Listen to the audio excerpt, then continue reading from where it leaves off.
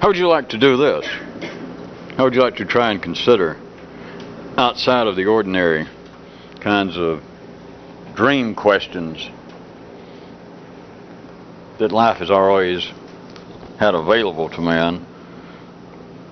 Those kind of inquiries about why man might be alive, which to begin with is I could say something like a specious question, but Jesus, you're ready to fill in your own. The answer to the question is not in the correct form to start with.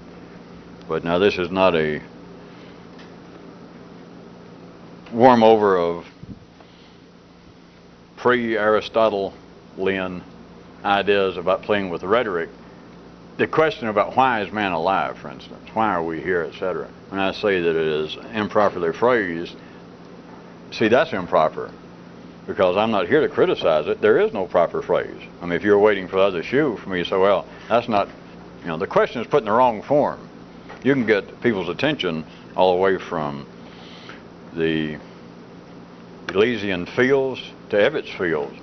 You get people go, yeah, I can hear you. If you say that the question is not in the correct form, people go, yeah. And they're saying, yeah, like, well, what is it? Well, there is none. The question is not correct about why are we here. So, here we go. On 2 or 3 different levels, if we get through it. Now remember the question. I did that for a reason. This is not a response to the question, why is man alive, because the question is not correct. Remember. Trust me. But there is no correct question in that form. There is no correct question in that ball field. But if you think, well, all right, re-question it for me, rephrase it. Hey, throw something at the umpire. I didn't make up the game. It's not that just that question's improper on the basis of, oh boy, it's a good thing I'm here to straighten it out. Nobody can straighten it out. The question was crippled to start with. So here we go. Are you ready? Consider all of that was an intro. People were getting seated. John Williams was straightening out his hair. They were tuning up. Now everyone's seated. All of you semi-music lovers, since I pulled his name, I guess it's the Boston Pops rather than actual symphony. So all of you semi-low and highbrows. That was the intro. Now, if you'll quit coughing and settle down, here we go. The intellect is made to measure, to test, and to record. Subtitle, the intellect is to determine what is true and operational and what is false and dysfunctional at any particular time. Or if you want me to rephrase it, the intellect is to determine what is true and operational within a temporal time frame and what is false and dysfunctional. But even though it is somewhat from the kind of mapping we've been doing to really say that time is the 4th dimension, I know why they do it, and sometimes we can use it to talk.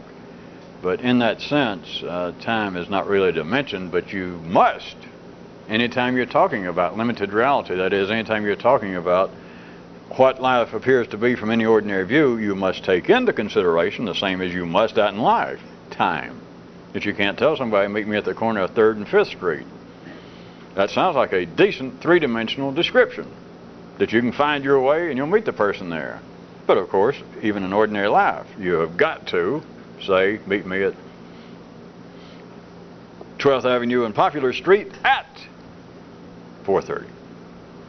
But it is not really to mention, but you must keep in mind. Because no matter what you say, even from a revolutionary view, that we can stand here and talk about, you always have to take into account that whatever is said, whatever you can see, is only good, is only valid at some particular time. You can try to repeat it at your own rebellious peril. But back to the intellect, remember the general opening bars were that the intellect is made to measure, to test, and to record. And it is specifically, the intellect is to determine what is true and operational, and what is not true and what is dysfunctional at any particular time. But there is a subsection parallel to that. I could have lumped them all together, but let's do them separately. And that is that the intellect is also to announce what it, read I, the intellect is also to announce what it likes and what it does not. Now I could have done this, and maybe some of you want to, there's nothing wrong. I could have put it all together. We could have made it a certain kind of almost instantaneous medley to start with.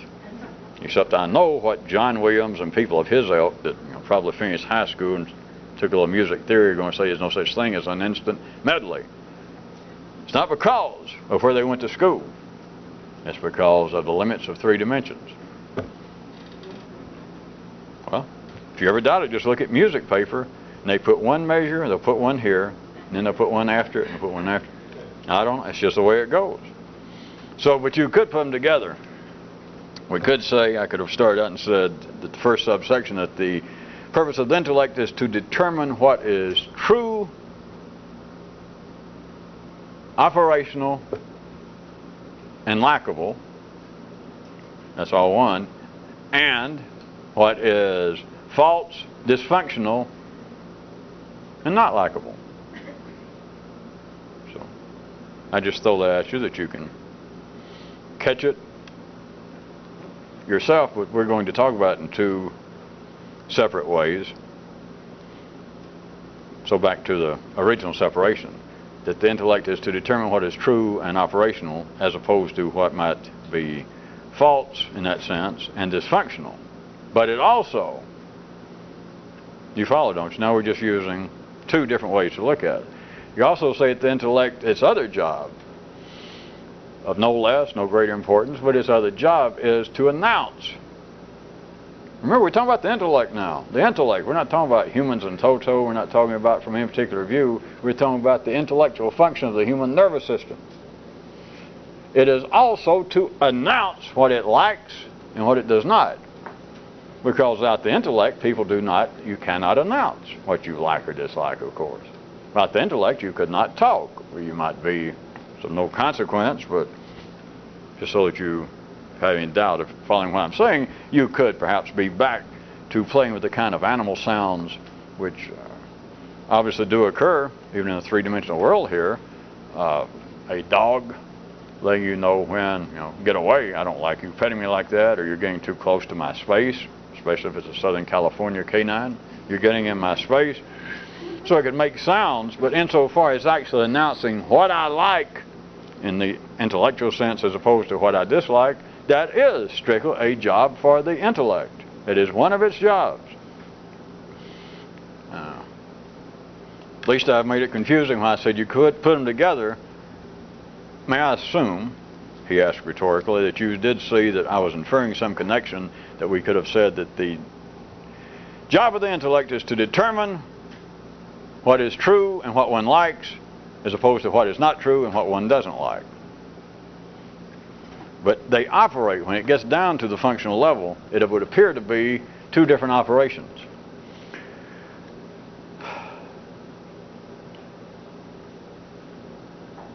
So let's try would it be a sub-trans-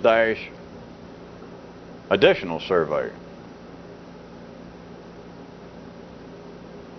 of the same area. Is to say that the intellect is for the individual to measure, test, and record, and civilization is for bunches to do it.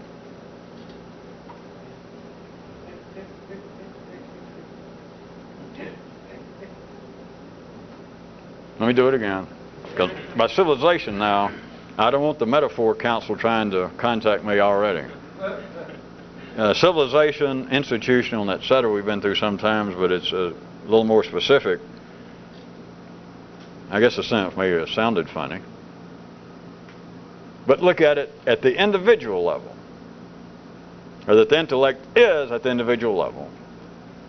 Or Am I helping? The intellect is for the individual, as we start out, but notice from the first opening, I'm trying to show you two ways that it manifests itself. The intellect is for the individual, just as we opened up, to measure, to test, and to record. Civilization is for whole bunches of people to do it.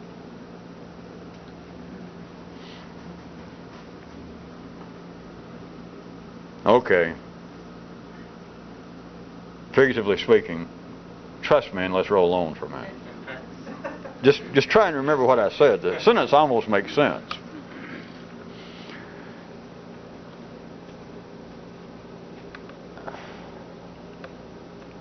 All right, there was a coyote a while back, not too long ago.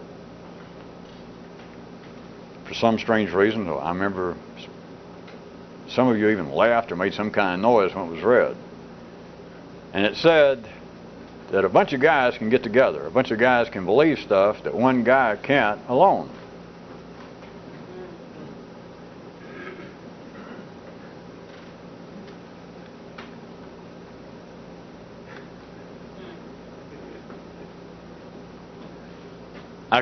The coyote could have read this way, that a group of people can get together and they can think of that which one man alone cannot. You could, from a certain view, you could look at all of humanity as being of the ultimate intelligence. We're talking about now at the ordinary level of just the way things appear to be.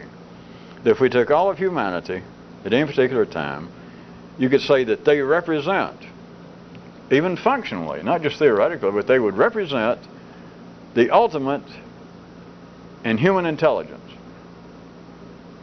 Right? I mean, that's not all that strange. You could say, all right, everybody in the world put together, everything that everybody else knows, back to the, I plus not I equals everything. So if it's me and then everybody else in the world, all other, whatever it is, 14 billion, 900 million, and blah, blah, blah. It's them over here and it's me here. All of them people put together are more intelligent than I am alone. That would seem to be evident. That would seem to be undeniable. But there's no way that you could look at it.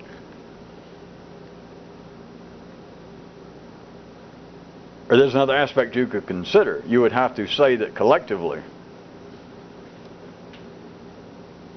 they would be in the position of knowing everything without knowing they do. But that collectively they would know everything, but there is an unmeasured division aspect of it going on, that if we said indeed that all of humanity at any one time knows everything, there is still, may I suggest, a certain quirkiness. If we were ordinary, I guess you'd say problem, but I don't want to say that. And it's this, that if we took all of humanity and said they know everything there is to know, that they are the ultimate intelligence, that they collectively know everything, there is still a quirkiness in this regard. Half of them, at any particular time, half of them are in charge of not knowing everything.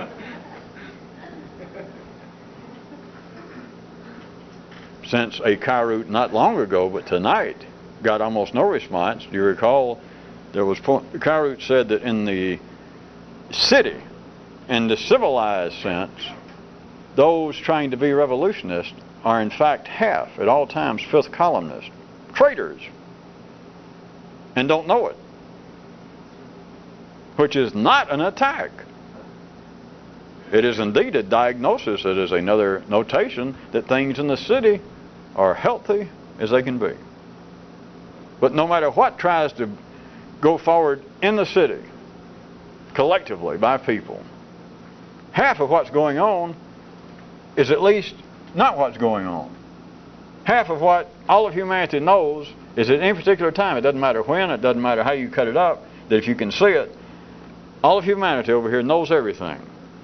Then if you could see half of them at that particular moment, in that area, whatever it was we was asking about, half of them are in charge of being wrong. I'm going to have to make it crude since so many of you are looking like possums. That if at any given time, I'm not trying to be mordant, but if we to make it crude, this is valid, but it's crude. But if at any given time on any subject, is there life after death? Is there any purpose for life? Will the Mets ever rise again? Some important question. If we said, which is a valid statement, that all of humanity, we got all 15 billion standing somewhere, hopefully, of course, not on your foot, but standing over there, and we said, all right, all of humanity collectively, you got to speak, we're talking about civilization, we're talking about the city, we're talking about the secondary world, we're talking about street level intelligence in the city, according to our metaphors. Don't let that guy from the council get in here. And we said, which would be valid, that collectively, the answer to any question about the Mets, life, God, taxes, at any question, at any time, humanity, collectively knows the answer. And the answer is correct, is of course what we're inferring when I say knows the answer, except for this. If you could jump into this real time, at whatever particular time we're talking about, but right at that moment, into the question, half of the people who know what's going on don't. You follow? That out of the 15 billion that know the correct answer, collectively now, not individually. You can't go in there at the ordinary level and pull out somebody. I don't care who it is. That's the idea of heroes. That's why you got biographies in People magazine, and why some of you have acne. But to try to, it's collectively. You got to remember that. We're not talking about some person here and there. There's something strange. It has to be collectively. You've got to look at humanity, the 15 billion, as being one organism, one creature.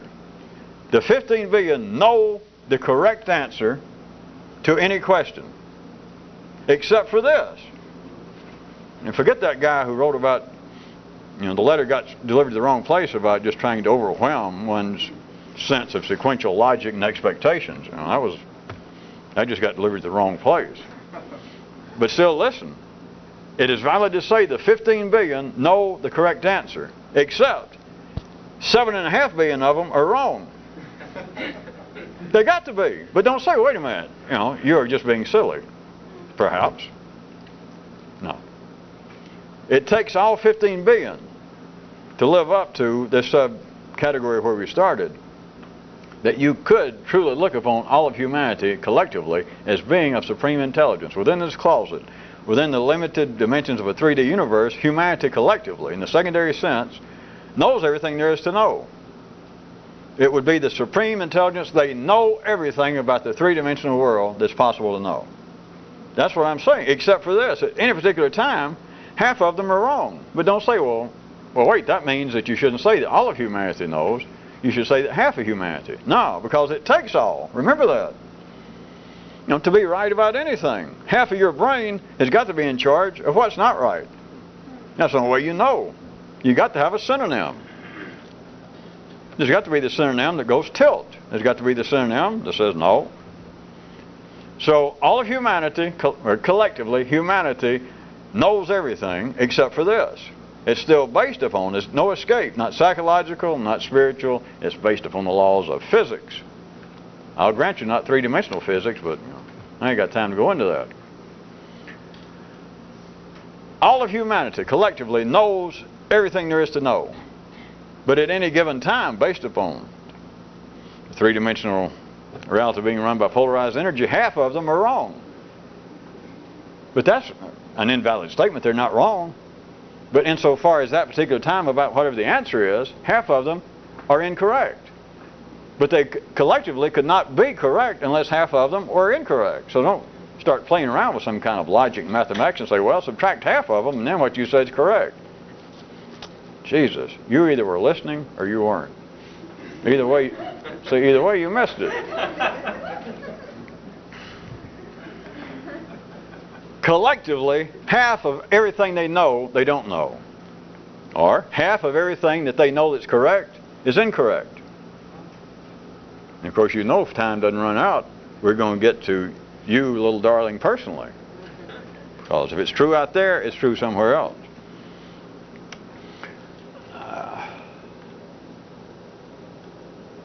You do remember where this started off, that I'd gone from the Chi root earlier that said that a bunch of guys together can believe stuff that one guy can't alone. We'll probably have to pick that up next time, but I had simply shifted a little. We're still at that original subdivision, that split, that we could have said that the intellect is made to determine, to distinguish that which is true and operational from that which is false and dysfunctional, or it is made to announce that which it likes and that which it does not like. So it's really two different areas. It would appear to be. One is about thinking and one is about believing, to make it crude. So that's still where we were. So not only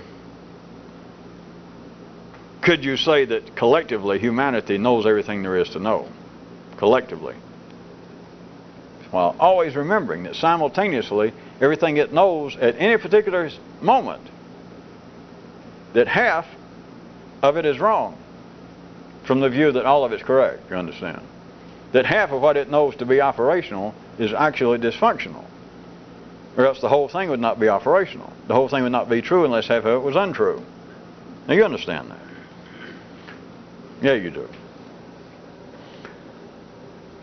I was just going to point out that that brings up even a senior class version.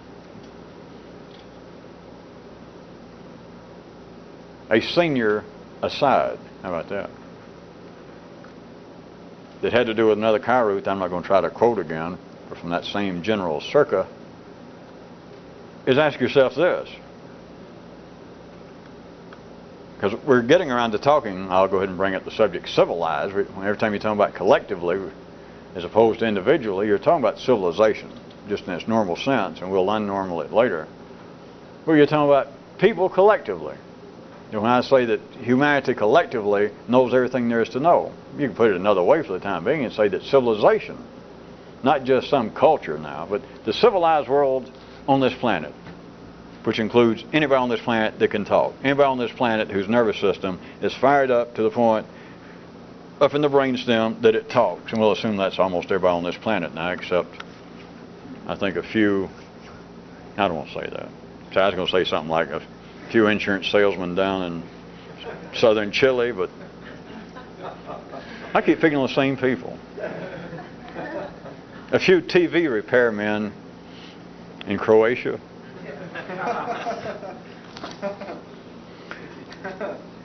So when we're saying constructively, everybody on this planet now, every person on this planet, we'll just assume. So when I say collectively humanity, I could have also said all of civilized man. Or I could have said civilization, which is not something out there anymore, remember, than Harvard is the buildings. There are no institutions. There is no civilization without man. It's not a something.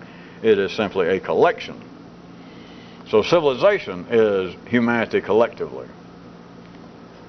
What I was going to present, or offer you as a question,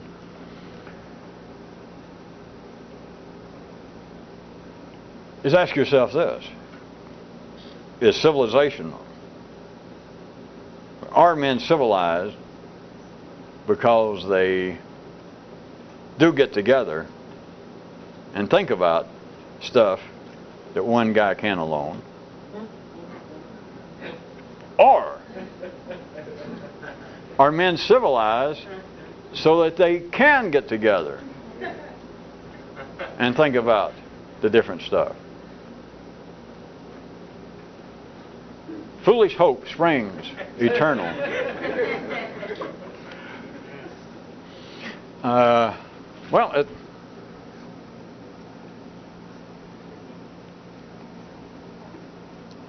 Even out in the ordinary world, I've even dragged in once or twice some of the ordinary sociological, anthropological kinds of ideas and theories about men becoming civilized and what it takes and etc. And so it's not that strange for me to start out the question I presented to you and I don't know whether anybody's ever done it, but it wouldn't be that unusual that psychology or sociology or somebody by now had presented the idea that, hey, part of the purpose or part of the reason or one of the ways that men become civilized is not just settling down and beginning to grow stable crops to where they don't have to roam around always fighting off the elements and finding new places. They could say on a slightly more intellectual level, it could be said that humanity becomes civilized because of groups of them getting together and being able to talk about various, conflicting, diverse things. Right? I mean, surely you see that. I could take an ordinary view and defend that and make it sound as though it were a full-fledged flying academic theory. That assuming some things closer to the primary level had already taken place, that man had stopped long enough to start growing, to become agricultural, and then got smart enough to learn how the seasons work, and then became really smart enough to put away a little for tomorrow in case it rains, or the locusts come, or whole swarms of accountants or attorneys and just ruin your crops. And so you can say all that, but that's close to the primary level. But then trying to move closer to the secondary, then you could say from, we're just ordinary views, I'm trying to go back to that and slip you into this, is then somebody could say, well, after that, after they have settled down and had sort of a constant food supply, and they'd quit killing each other and had sort of a constant sex supply, keep the race going, they were no longer killing each other just indiscriminately over mates. After all that, then men began to sit around, they would sup together, squat around the campfire, then they would begin to talk, not just about primary matters, not just about the pressing matters of one guy said, well, where'd you find those berries?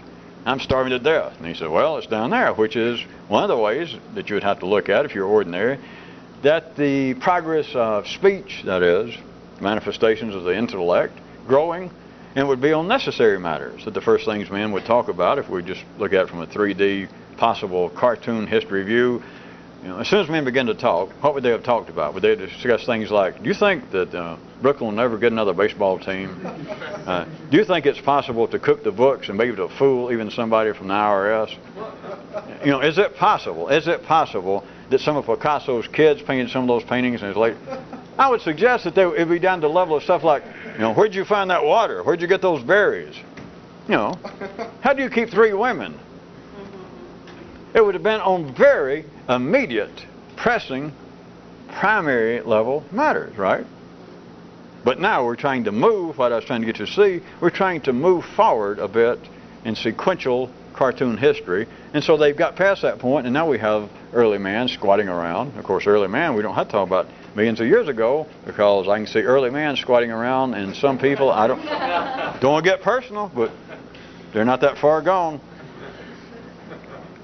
So instead of them having to talk now about where'd you get the food, you know, where'd you find a good dry place to, you know, get your clothes straightened out, they now have a little free time, and it could be proposed that then men became actually more civilized because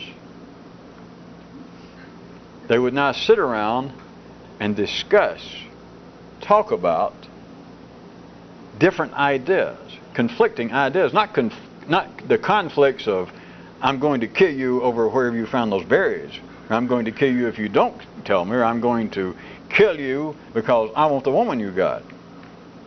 So we're imagining this a little bit past that, beyond that, and so now the discussions replace warfare, but in a real sense. Forget the damn metaphor council, they're not going to show up now, it's too late. The warfare now becomes between ideas. That's the only way that you could ever say that all of humanity, that humanity collectively knows everything there is to know. It's because of the warfare. It's because of the conflict, the debate, the argument, which is another way of looking at the dynamics of me saying that if collectively humanity knows everything there is to know, but simultaneously at any particular moment, half of what they know is wrong, which makes all of it correct. Do you understand? That is the conflict. That is the debate. That is the warfare. And so from one view, you could have started out and someone could say, well, men or civilization, men are civilized because they can get together. Because they get together and come up with these differing ideas. Or the senior version, the hard version, is ask yourself, is it possible? And it's not just the opposite. I started to take a cheap shot and tell you to begin with, to put it that way, and say, is such and such true, or is it the opposite? But God, that's dirty. Well, it's so dirty because lots of times people hear something like that, even you people, go, ah, now I see. And I think, well, it's nice that somebody enjoyed it, but God, that was a dirty trick. Because the danger is you go, ah, now I see, and it comes very close to the big C. Not cancer, worse than that. The big conclusion. Ah, now I got that. Back to, what if instead of it being a matter, perhaps that civilization occurs because men, diverse peoples, different peoples get together and discuss and collect, put together differing thoughts and views. Instead of that, and it's not the opposite, but instead of that, what if it is that men, that is civilization occurs, so that men can get together and have collectively these diverse views? Well, I knew it'd draw a blank. I'm not surprised. Well, no. Because what I am asking, in a sense, is that you be able to take what should have been a reasonable, sequential question whose answer has got to be a noun, and I'm presenting it as though the other possibility is when tacitly, reasonably, everyone assumes the answer to this question has got to be a noun. And it's not. Not the second view. That is civilization, because people get together and collectively come up with all these different views that turn into the truth? Or do they do it, does civilization happen so that they can get together and do that?